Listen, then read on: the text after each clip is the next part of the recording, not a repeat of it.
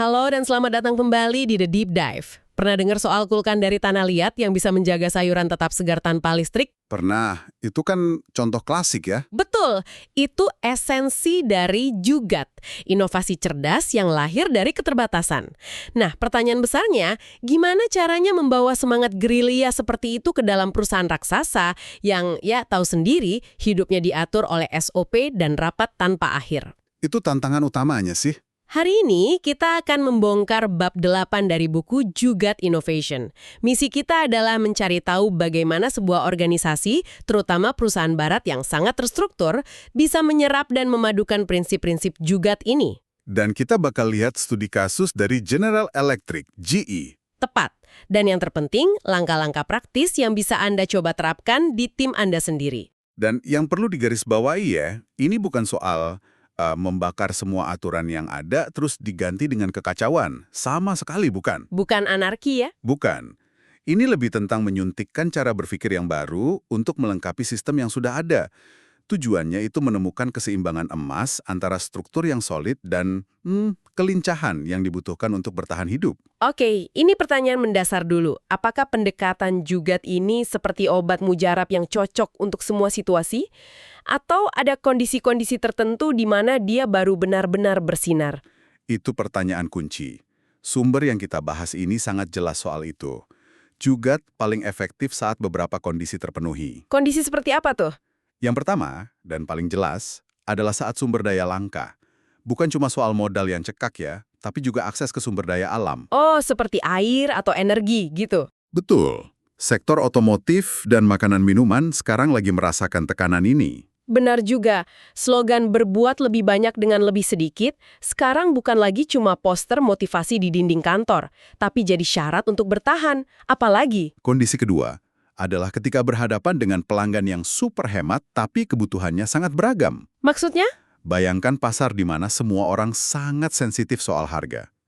Tapi nggak ada satu produk yang bisa memuaskan semua orang. Anda harus jadi super kreatif. Oke. Ketiga, Jugat sangat jago di lingkungan yang tidak bisa ditebak. Saat pasar naik turun, siklus hidup produk jadi pendek banget. Dan perubahan terjadi secepat kilat. Rencana 5 tahunan yang kaku jadi nggak relevan lagi ya? Tepat. Rasanya Anda baru saja mendeskripsikan 3 tahun terakhir ini kan? Iya juga. Volatilitas jadi menu sarapan kita semua.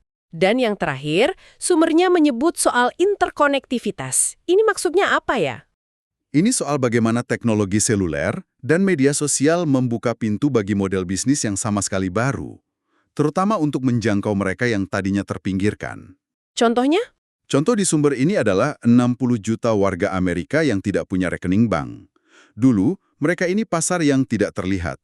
Tapi sekarang, dengan teknologi, ada cara untuk melayani mereka dengan model bisnis yang hemat dan inklusif. Oke, jadi kalau saya simpulkan, kondisi-kondisi yang dulu kita anggap khas negara berkembang, sumber daya terbatas, pelanggan super hemat, pasar yang nggak stabil, sekarang sudah jadi realitas global. Tepat.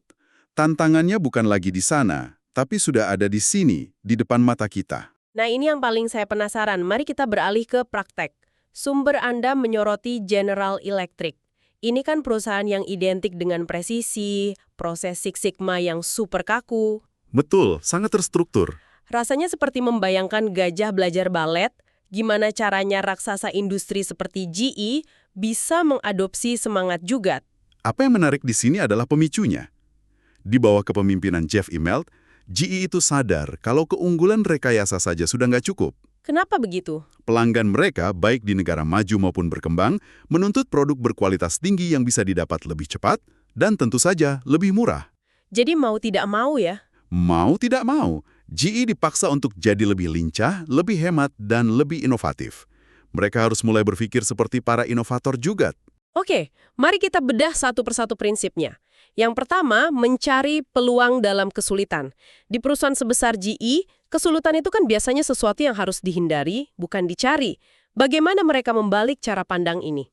Contoh paling kuat datang dari GE Healthcare di India. Mereka menjual pemindai PET-CT untuk diagnosis kanker.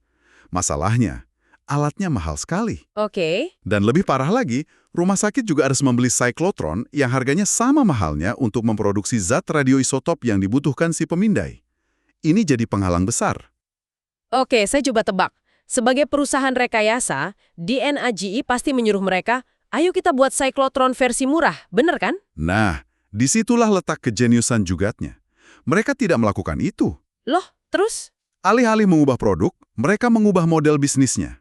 Mereka sadar, masalahnya bukan pada harga cyclotron, tapi pada fakta bahwa rumah sakit harus membelinya.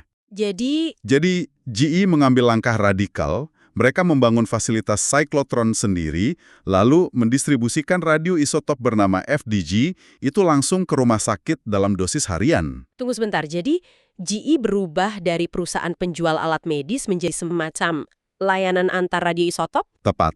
Rumah sakit jadi nggak perlu lagi pusing memikirkan investasi cyclotron, mereka cukup membeli alat pemindainya, lalu bayar per dosis yang mereka gunakan. Wah, itu mengubah permainan total. Betul. GE mengubah kesulitan modal rumah sakit menjadi peluang bisnis jasa yang berkelanjutan. Hasilnya, akses terhadap diagnosis kanker di India meningkat drastis. Itu lompatan mental yang sangat besar untuk perusahaan manufaktur sebesar mereka. Oke, ini nyambung ke prinsip kedua. Berbuat lebih banyak dengan lebih sedikit. Ini kan intinya penghematan. Apa contoh paling ikonik dari GE? Awalnya, tim GE di India berhasil mengembangkan Mach 400, mesin EKG yang harganya sekitar $1.500. Itu saja sudah terobosan ya? Sudah, tapi mereka nggak berhenti di situ. Mereka terus menekan biaya. Dan pada tahun 2010, mereka meluncurkan Mach I, versi yang lebih ringan, lebih canggih, dengan harga cuma $500. Wow, dari 1.500 jadi $500. Penurunannya lebih dari 60%. Bagaimana caranya? Apakah mereka hanya memakai material yang lebih murah atau ada terobosan rekayasa yang fundamental di baliknya? Kombinasi keduanya. Ada penyederhanaan desain yang radikal dan penggunaan komponen yang lebih efisien, tapi tanpa mengorbankan kualitas diagnosis. Dampaknya pasti besar sekali. Pernah bisa mengakses tes jantung, sekarang bisa. Ini adalah inovasi lebih banyak dengan lebih sedikit yang benar-benar menyelamatkan nyawa. Tepat. Oke, jadi mereka bisa membuat produk lebih murah dengan lebih sedikit sumber daya. Tapi juga bukan cuma soal hemat kan? Ada elemen fleksibilitas yang kuat di dalamnya. Di perusahaan sekaku GE yang terbiasa dengan proses Six Sigma, bagaimana mereka bisa tiba-tiba jadi fleksibel? Fleksibilitas ini muncul dalam dua wujud utama. Yang pertama, seperti yang sudah kita singgung, adalah fleksibilitas model bisnis. Mereka nggak lagi terpaku pada jual produk putus. Contoh lainnya, Untuk alat CT scanner, di India, mereka memperkenalkan model bayar per pemindahan. oh Bu, jadi rumah sakit tidak perlu keluar uang miliaran di depan, tapi cukup bayar setiap kali ada pasien yang memakai alat itu. GE yang menanggung resiko modalnya. Persis. Ini membuat teknologi canggih jadi jauh lebih mudah diadopsi oleh rumah sakit yang lebih kecil. Oke, itu wujud pertama. Yang kedua, Wujud fleksibilitas kedua adalah melalui kemitraan. GE secara proaktif menggandeng pemerintah lewat skema kemitraan pemerintah swasta. Lewat model ini, GE membantu mengoperasikan pusat-pusat diagnostik di rumah sakit umum, terutama di daerah-daerah terpencil. mereka sadar nggak bisa melakukannya sendiri, jadi mereka fleksibel dalam mencari partner. Benar. Ini menarik. Dari fleksibilitas, kita masuk ke prinsip menjaga tetap sederhana. Di dunianya GE yang penuh dengan teknologi super canggih, sederhana itu terdengar seperti sebuah kemundiran. Bagaimana mereka menerjemahkannya? Kisah Viscan adalah contoh yang sempurna. Para insinyur GE sedang melakukan riset lapangan di pedesaan Tiongkok. Mereka melihat dokter di sana kewalahan karena harus merujuk pasien ke kota hanya untuk pemeriksaan USG dasar. Dari situ muncul ide ya. Betul. Idenya, bagaimana kalau kita bisa membuat alat USG seukuran smartphone dan pengoperasiannya sesederhana iPod? Analogi dengan iPod itu kunci. Artinya, bukan cuma teknologinya yang disederhanakan, tapi juga pengalaman penggunanya. Tepat sekali. Dokter manapun bisa langsung pakai tanpa perlu pelatihan berhari-hari. Ini soal aksesibilitas, bukan cuma portabilitas. Dan hasilnya adalah Viscan. Benar, alat USG portable seberat kurang dari 0,5 kilogram. Antarmukanya sangat intuitif. Jeff Immelt, CEO GE saat itu, bahkan meramalkan Viscan suatu hari akan jadi sama pentingnya bagi dokter seperti stetoskop. Mereka berhasil mengambil teknologi yang rumit dan membungkusnya dalam kesederhanaan yang elegan dan fungsional. Ya, itu intinya. Semua contoh tadi, EKG murah, Viscan portable, model bayar per pemindahan, semuanya seolah mengarah ke prinsip kelima, melibatkan kelompok marginal. Bagaimana GE memastikan ini bukan cuma efek samping yang tidak disengaja, tapi memang bagian dari strategi mereka? Ini terkait langsung dengan inisiatif raksasa mereka yang bernama Health Imagination. Health Imagination. Ya, inisiatif ini punya 3 tujuan besar yang sangat ambisius, menekan biaya layanan kesehatan, memperluas akses, dan meningkatkan kualitas. Dari 3 tujuan itu saja, sudah jelas bahwa fokusnya adalah melayani segmen pasar yang selama ini kurang terlayani secara global. Jadi semua produk itu bukan kebetulan ya? Bukan, tapi buah dari sebuah strategi sadar untuk menjangkau mereka yang sebelumnya berada di luar jangkauan sistem kesehatan modern. Oke. Prinsip terakhir, ini yang paling membuat saya penasaran karena terdengar sangat tidak korporat. Mengikuti hati. Bagaimana perusahaan yang digerakkan oleh data dan angka seperti GE menerjemahkan mengikuti hati ke dalam bahasa bisnis? Mereka menerjemahkannya menjadi empati. Empati. Betul. GE meluncurkan sebuah program bernama Market Back yang dipelopori oleh Chief Marketing Officer mereka, Beth Comstock. Idenya sederhana, tapi dampaknya luar biasa. Apa idenya? Para insinyur R&D GE harus keluar dari lab mereka dan bertemu langsung dengan pengguna akhir.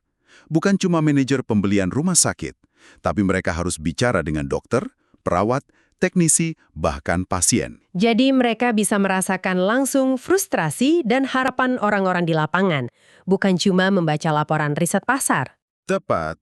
Tujuannya adalah membangun hubungan emosional untuk benar-benar memahami rasanya menjadi mereka.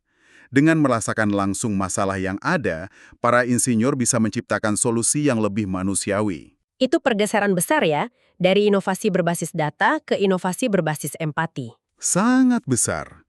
Itulah cara GE mengikuti hati. Luar biasa. Jadi GE membuktikan bahwa Jugat bukan cuma domainnya startup di garasi.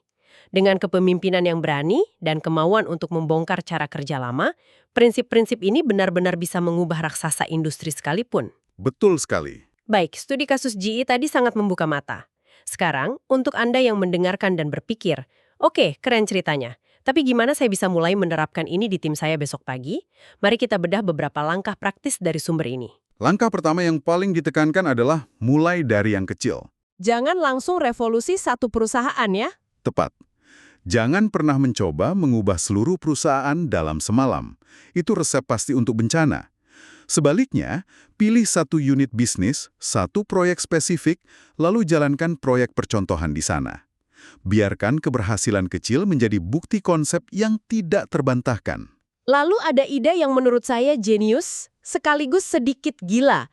Ciptakan keterbatasan buatan. Hah, iya. Karena juga tumbuh subur dalam keterbatasan, kalau Anda tidak punya keterbatasan alami, ya ciptakan saja sendiri. Beri tim Anda tantangan yang di atas kertas terlihat mustahil. Persis. Ini memaksa mereka keluar dari cara berpikir yang biasa. Sumber ini memberikan contoh yang sangat kuat dari Renault Nissan. CEO mereka, Carlos Ghosn, memberikan tantangan rekayasa yang sama persis kepada 3 tim R&D di 3 negara berbeda. Prancis, Jepang, dan India kan? Betul.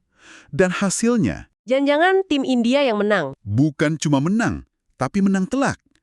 Ketiga tim berhasil menciptakan solusi dengan level kualitas yang setara. Tapi, solusi dari tim India hanya memakan biaya 1/5 dari biaya yang dikeluarkan tim Prancis dan Jepang. Tunggu, ini poin yang luar biasa. Kualitasnya sama, tapi biayanya cuma 20%. 20%. Ini bukan sekedar penghematan. Ini membuktikan bahwa keterbatasan benar-benar bisa menjadi pemicu inovasi radikal, bukan cuma perbaikan kecil-kecilan. Ini menantang asumsi dasar tentang bagaimana R&D seharusnya dijalankan. Benar sekali. Keterbatasan sumber daya di India memaksa mereka untuk mempertanyakan setiap komponen, setiap proses, dan menemukan cara yang jauh lebih cerdas dan hemat. Oke, langkah berikutnya. Langkah selanjutnya adalah ubah metrik inovasi. Ini krusial. Banyak perusahaan terjebak mengukur inovasi dari jumlah paten yang didaftarkan. Padahal paten itu belum tentu jadi produk ya. Nah, itu dia. Paten hanya mengukur kecerdasan sebuah ide, bukan dampaknya di pasar. Metrik yang lebih baik itu adalah kecepatan monetisasi ide.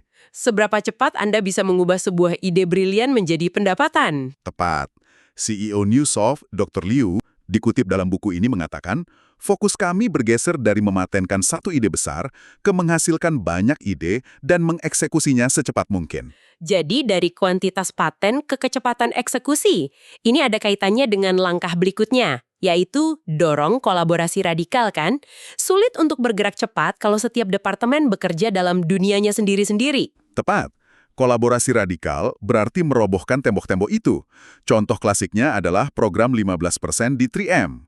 Karyawan teknis di sana diizinkan memakai 15% waktu kerja mereka untuk mengerjakan proyek apapun yang mereka suka. Di luar tugas utama mereka. Betul. Dan berkolaborasi dengan siapapun. Ini menciptakan komunitas kolaborasi, di mana ide-ide bisa muncul dari tempat yang tak terduga, Dan langkah terakhir yang paling fundamental. yaitu gunakan Jugat untuk merumuskan strategi. Ini artinya berhenti membuat rencana strategis yang kaku dan super detail. Gimana maksudnya? Coba pikirkan analogi misi ke bulan dari John F. Kennedy. Kennedy tidak memberikan cetak biru roketnya. Dia hanya memberikan visi yang sangat besar dan berani. Mendaratkan manusia di bulan dan mengembalikannya dengan selamat. Sebelum dekade ini berakhir, dia memberikan apa dan kapannya, tapi membiarkan bagaimananya muncul secara organik dari kreativitas ribuan orang. Saya mengerti. Strategi seharusnya menjadi visi yang kuat, tapi cara mencapainya fleksibel. Tepat sekali.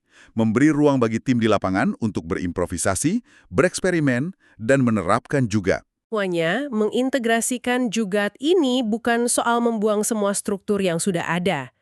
Ini adalah tentang menanamkan cara berpikir yang lebih lincah, hemat, dan tangguh ke dalam DNA perusahaan Anda. Benar. Ini bukan pilihan atau struktur atau kelincahan, tetapi dan. Menggabungkan disiplin dari inovasi terstruktur dengan kreativitas liar dari Jugat. Dan kita harus jujur, ini adalah pergeseran budaya yang tidak mudah. Butuh dukungan penuh dari para pemimpin yang berani mengambil risiko dan menantang status quo. Tapi bisa dimulai dari kecil, kan? Betul. Kabar baiknya, perubahan itu sendiri bisa dimulai dari bawah. Dari tim-tim kecil yang menjalankan proyek percontohan, membuktikan bahwa cara ini berhasil, dan membangun momentum dari sana. Nah, setelah mendengar semua ini, ada satu pertanyaan untuk Anda renungkan. Jika juga tumbuh subur dalam keterbatasan, coba pikirkan sejenak. Apa satu proses, satu aturan, atau satu cara lama yang paling tidak perlu di organisasi Anda saat ini? Pertanyaan yang bagus. Jika Anda punya kekuatan untuk menghilangkannya besok pagi, inovasi apa yang mungkin bisa terbuka? Dan yang lebih penting, apa yang akan Anda lakukan dengan kebebasan baru itu?